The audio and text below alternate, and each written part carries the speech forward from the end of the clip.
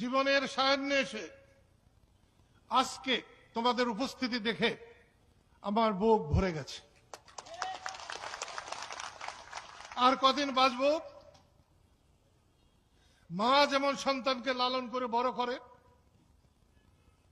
আমি তোমাদের কাছে আজকে চাইতে এসেছি তোমাদের সম্মান, তোমাদের মর্যাদা, তোমাদের নিরাপত্তার জন্য নিজেদের জন্য নিজেরা একটু সাহায্য করো।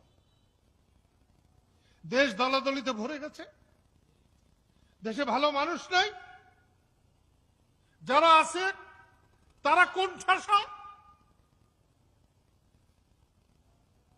যার জন্ম না হলে বাংলাদেশ হতো না, সেই বঙ্গবন্ধুর মাথার উপরে পেশাব করেছে, আমার উপরে করে নাই, করেছে।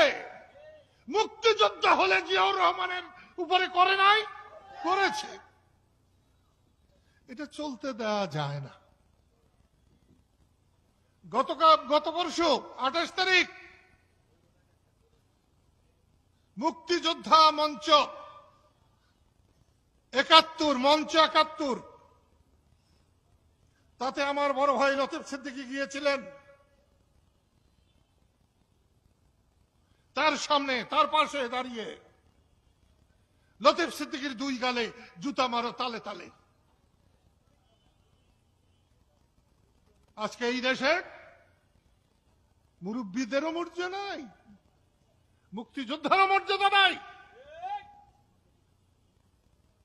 আমাকে অপমান করলে আমি যেটা মনে না করতাম, আমি বঙ্গবন্ধুর পরেই লতিফ সিদ্দিকীকে আমার নেতা বলে মানি। সেই জন্যে আজকে এখানে এসেছি।